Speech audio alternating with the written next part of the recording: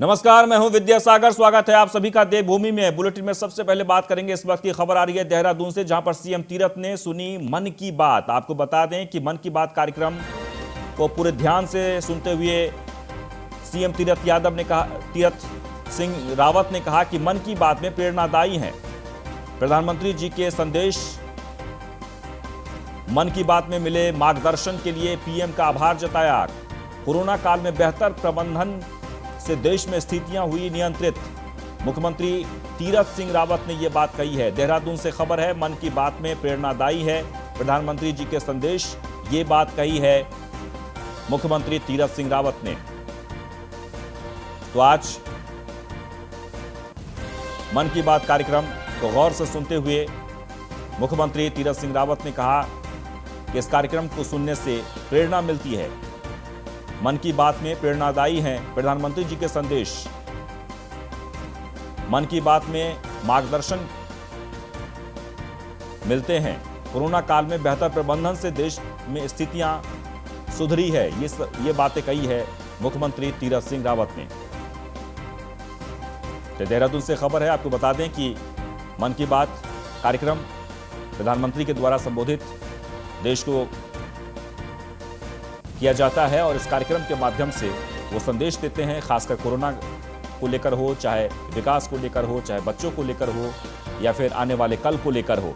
और ऐसे में तीरथ सिंह रावत ने बड़े ही गौर से मन की बात कार्यक्रम को सुनते हुए उन्होंने अपनी बात रखी। उन्होंने कहा कि कोरोना काल में बेहतर प्रबंधन से देश में स्थितियां हुई नियंत्रित, यानी जो प्रबंधन केंद्र की तरफ से प्रबंधन जो रहा है वो बहुत ही खूबसूरत रहा है और प्रधानमंत्री जी के जो संदेश हैं उससे प्रेरणा मिलती है।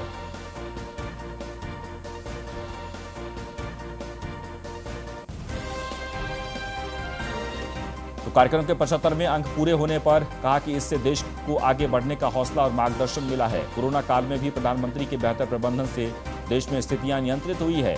मन की बात सुनने के बाद मुख्यमंत्री ने कहा कि विकास की बात हो या फिर स्वच्छता या विरासत को संजोने की, हर दिशा में उनके प्रेरणादायी संदेशों के सकारात्मक परिणाम आए हैं। मुख्यमंत्री ने कहा कि कोरोना के हालातों में प्रधानमंत्री जी के मन की बात कार्यक्रम ने देश को हौसला दिया है और खराब स्थितियों में सभी को एकजुट किया है। कोरोना वॉरियर्स के प्रति जो सम्मान का भाव पीएम मोदी ने मन की बात में रखा है, इसके लिए पूरा देश कृतज्ञ है। उन्होंने खेलों में महिला खिलाड़ियों की उपलब्धियां गिनाकर प्रोत्साहित किया तो कचरे से कंचन बनाने वाले प्रयासों की भी जमकर सराहना की। इससे पूरे समाज को प्रोत्साहन मिलेगा।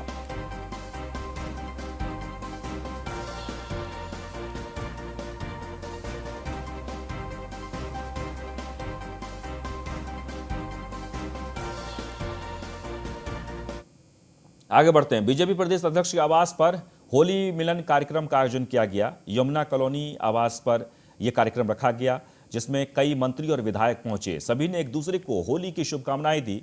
बीजेपी प्रदेश अध्यक्ष मदन कौशिक ने सुरक्षित होली का संदेश दिया। बीजेपी के कई पदाधिकारी भी अध्यक्ष के आवास पर होली मिलन में पहुंचे।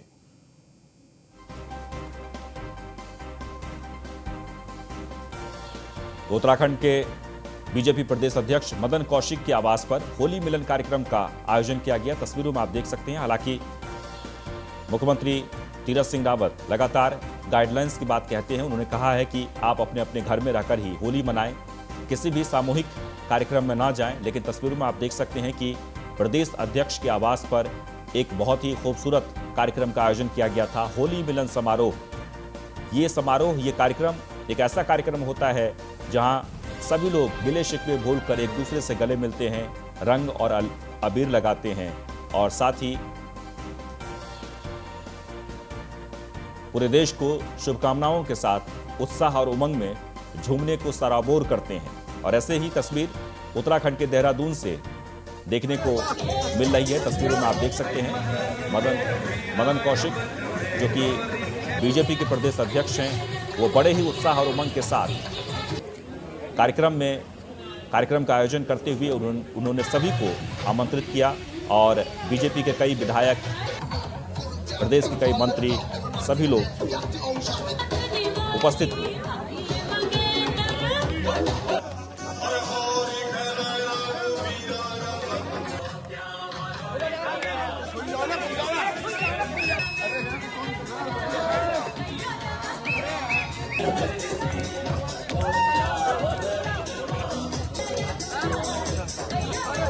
तो बुरा ना मानो होली है, ये बात तो सही है, लेकिन उत्तराखंड के मुख्यमंत्री इस वक्त आइसोलेशन में हैं और उन्होंने वहां से बार बार जो संदेश देते हैं कि आप अपने घरों में रहकर ही कोरोना गाइडलाइंस का पालन करें और आप किसी भी प्रकार का कार्यक्रम का आयोजन न करें, भीड़ में न जाएं। लेकिन ये तमाम गाइडलाइंस का धज्जियां उड़ाते हुए प्रदेश अध्यक्ष मदन कौशिक नजर आए और उनके आवास पर काफी भीड़ भाड़ नजर आई।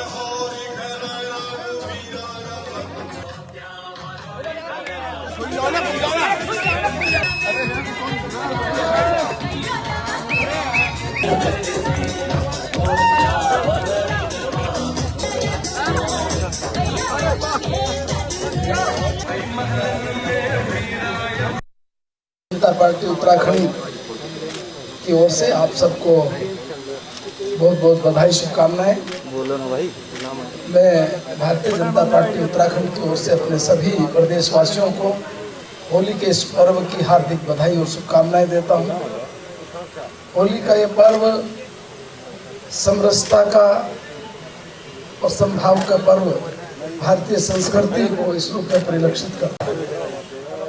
दुनिया में भारत को पर्वों का देश कहते हैं, त्योहारों का देश कहते हैं, और उन त्योहार के माध्यम से हम अपनी संस्कृति को भी पूरी दुनिया के सामने प्रस्तुत करते हैं। आज होली का ये पर्व उसी रूप में हम मनाते हैं कि यह पर्व जहां बुराई पर अच्छाई की विजय के रूप में, वहीं साथ साथ हम एक पूरे समाज को एक दिशा में, पूरे समाज को एक धागे में, पूरे समाज को एक उस रूप में मजबूती के साथ खड़ा करने का पर्व भी है।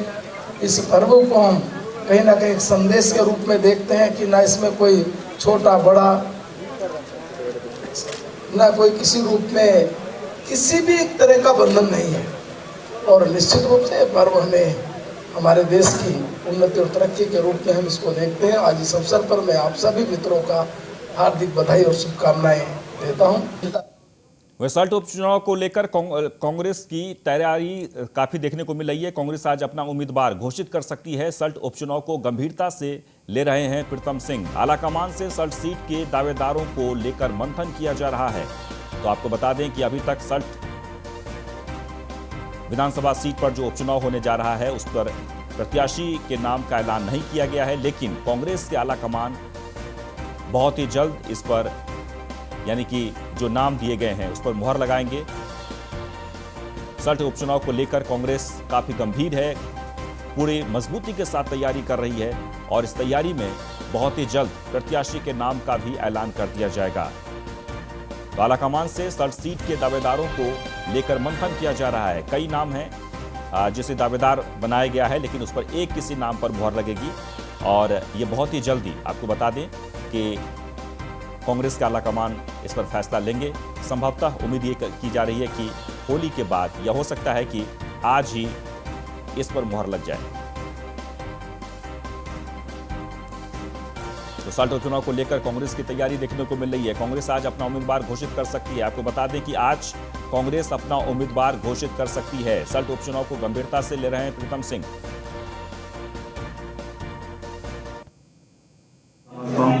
आज जो है प्रत्याशी हो जाना चाहिए। कांग्रेस सल्ट के चुनाव को लेकर के गंभीर है और हमारी कोशिश है, हमारा प्रयास है कि हम एक मजबूत प्रत्याशी को उतारते हुए इस उपचुनाव को जीतने का काम करें। उनको शामिल करा दें, उसके बाद हम सल्ट को लेकर अपना चेहरा घोषित करेंगे। नहीं, ऐसा नहीं। कांग्रेस सल्ट के चुनाव को पूरी गंभीरता से ले रही है और पूरी मजबूती के साथ इस चुनाव को लड़ने का काम कर रही है। वहीं उत्तराखंड में एक बार फिर कोरोना का कहर देखने को मिल रहा है। पिछले 24 घंटे में 366 कोरोना मरीज पाए गए हैं। 1660 एक्टिव केस पहले से ही हैं। आपको बता दें कि कोरोना से अब तक लगभग 1700 लोगों की मौत हो चुकी है। तो उत्तराखंड में एक बार फिर से कोरोना का कहर देखने को मिल रहा है। पिछले 24 घंटे में 366 कोरोना मरीज सामने आए हैं। राज्य में अब तक 1660 एक्टिव केस हैं और अब तक 1709 लोगों की कोरोना से मौत हो चुकी है।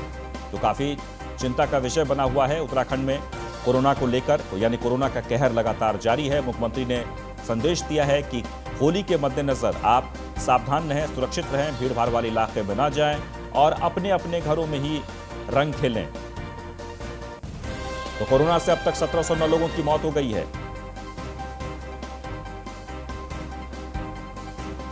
खबर हरिद्वार से। कुंभ मेले 2021 को लेकर पूरी तरीके से हरिद्वार को सजा दिया गया है। आस्था पथ पर आकर्षण का केंद्र बने शंख का उद्घाटन हुआ। मेला अधिकारी दीपक रावत ने शंख का उद्घाटन किया है।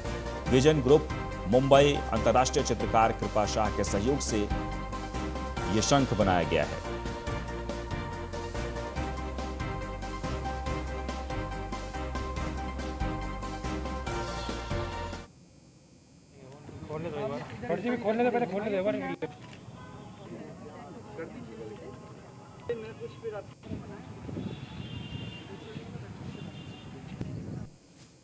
शाह जी ये हमारी इंटरनेशनल फिल्म की आर्टिस्ट हैं और उनका जो ऑर्गेनाइजेशन है विजन ग्रुप, उन्होंने इसको यहाँ पे लगाया है।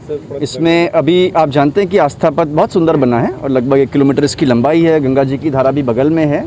इसमें बहुत आकर्षक LED लाइटिंग हम लगाएंगे ताकि एक सेल्फी पॉइंट के रूप में डेवलप हो सके और रात को भी बहुत सुंदर लगे। और मैं ये भी बताना चाहूँगा, इसके अलावा अभी आस्था पथ पे और भी कुछ स्पॉन्सर्स हैं, जैसे एक 10 मीटर का दिया लगाना चाहते हैं। इसके अलावा गंगा जी की प्रतिमा के लिए भी हमने एक सूटेबल स्पेस ढूंढा है। जो अन्य जो हमारे कुछ और लोग हैं जो उसमें हेल्प कर रहे हैं, उसको भी हम यहाँ पे लगाएंगे ताकि। आगे बढ़ते हैं। डोईवाला से खबर है, जहां होली को लेकर पुलिस प्रशासन ने बैठक की है। CLG सदस्यों और जनप्रतिनिधियों के साथ ये बैठक हुई है। पुलिस ने डिजिटल वॉलंटियर स्कीम से अवगत कराया है। होली पर कानून व्यवस्था बनाए रखने की अपील की गई है। होलिका दहन के समय बरती जाएं सावधानियां। शराब पीकर वाहन चलाने पर होगी सख्त कार्रवाई। प्रभारी निरीक्षक और उप निरीक्षक रहे मौजूद। कम्युनिटी लाइजनिंग ग्रुप के सदस्य भी शामिल हैं।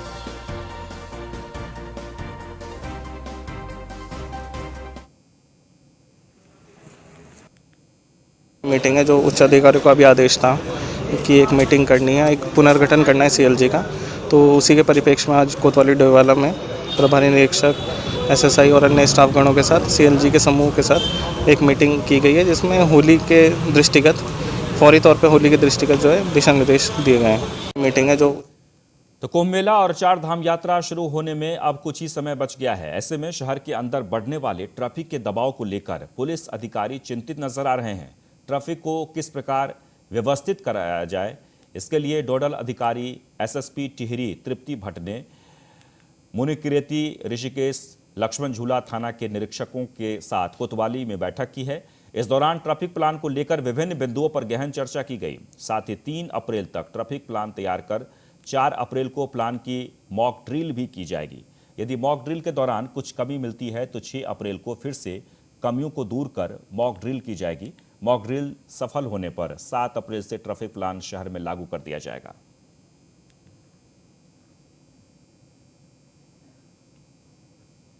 आगामी कुंभ और 4 धाम यात्रा के परिप्रेक्ष्य में जनपद टिहरी गढ़वाल, जनपद पौड़ी गढ़वाल और देहरादून के ऋषिकेश क्षेत्र के सभी अधिकारियों के साथ आज मीटिंग ली गई, जिसमें अच्छा एक जो अंतर जनपदीय समन्वय और आगामी जो यातायात व्यवस्था है, ट्रैफिक है, रूट प्लान्स है, डाइवर्जेंस है, कौन से इलाके वन वे रहेंगे, पार्किंग्स की व्यवस्था की समीक्षा। इसके अलावा जो विक्रम टेम्पो इत्यादि चलते हैं उनके संचालन के संबंध में जो भी हमारे आपसी समन्वय के बिंदु थे, उन पर आज मीटिंग ली गई। तो इसमें कुछ विस्तृत जानकारी की कुंभ मेले के दौरान क्या कुछ वाहनों को जो लोकल में चलते हैं उनको स्थायी रखा जाएगा, कैसे करा जाएगा? कुंभ मेले की जो यातायात व्यवस्था है वो काफ़ी विस्तार से आज समीक्षा उसकी की गई और जो भी बिंदु इसमें किए जाने योग्य हैं विभिन्न जनपदों के स्तर से, उसमें काफ़ी बेहतर समन्वय और आपस में कम्युनिकेशन बेहतर रहे। इसके अलावा एक मॉक ड्रिल भी हम लोग 4 अप्रैल को इस परिप्रेक्ष्य में करेंगे और 4 धाम यात्रा और कुंभ में दोनों ही में इस मीटिंग के आधार पर हमें पूरी उम्मीद है कि एक बेहतर यातायात व्यवस्था देखने को आगामी।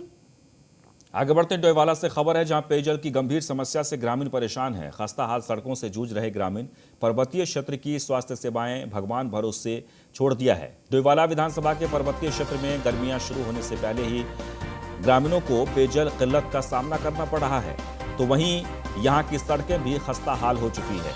क्षेत्र में स्वास्थ्य सेवाएं भी भगवान भरोसे है। समस्या के समाधान की बजाय जल संस्थान के अधिकारी मुखदर्शक की भूमिका निभाते नजर आ रहे हैं, जहां सरकार हर घर जल पहुंचाने को लेकर जल जीवन मिशन के तहत योजना पर काम कर रही है। वहीं अधिकारियों की कार्यप्रणाली के चलते पानी होने के बावजूद भी लोगों को उपलब्ध नहीं हो पा रहा है। ग्रामीणों का कहना है कि यहाँ की समस्याओं पर कोई भी गंभीरता से ध्यान नहीं दे रहा है, जिसके चलते उन्हें कई प्रकार की परेशानियां भी झेलनी पड़ती है। बता दें कि डोईवाला विधानसभा का ये क्षेत्र पर्यटक के लिहाज से बेहद महत्वपूर्ण क्षेत्र है और दूर से आए पर्यटकों को भी इन परेशानियों का सामना करना पड़ता है। दिक्कत ऐसे सब बोलते हैं विकास होगा, विकास का कोई दिख ही नहीं रहा, कहाँ विकास हो रहा, कहाँ काम हो रहा, कोई पता ही नहीं है किसी को। अब वो आते हैं बोलते हैं हाँ होगा होगा, कहीं प्रधान नहीं दिख रहे, कोई कुछ नहीं दिख रहा, कोई विधायक नहीं दिख रहे, कहीं विकास का कहीं कोई नाम नहीं, बस आते हैं बोलते हैं चले जाते हैं। विधायक जी कितने समय से नहीं आए यहाँ पर? कम से कम विधायक तो कब से नहीं आए नहीं, बस सीएम साहब भी थे हमारे ना वो। हाँ जी, एक बार आए थे, बस आए थे चल गए। हाँ यहाँ का विकास होगा, ये होगा, हमने तो कहीं विकास ही नहीं देखा। कहीं बच्चों का स्कूल का हो रहा है, कहीं कुछ हो रहा है, कोई देख। हाँ जी, वर्षा आपने देखी सारे बोकपुर से लेकर हमारी पूरी रोड जो है बिल्कुल ख़त्म हो रखी है। आपने तो देखा ही हुआ, यहाँ पे पानी कोई व्यवस्था नहीं है, कोई आने सुनने वाला हमारी बात नहीं है। हम तो बहुत परेशान हैं। हम तो बीजेपी और कांग्रेस से परेशान ही हो गए बस। भाई आप तो ये देखिए यहाँ पे सभी इंक्वायरी होनी चाहिए, सब विभाग देखे कि यहाँ पे क्या क्या जरूरतें हैं। देखो हम बोलने की बात क्या है इसमें। और इसी के साथ ही इस बुलेटिन बस इतना ही, लेकिन आप बने रहें न्यूज़ 1 इंडिया के साथ।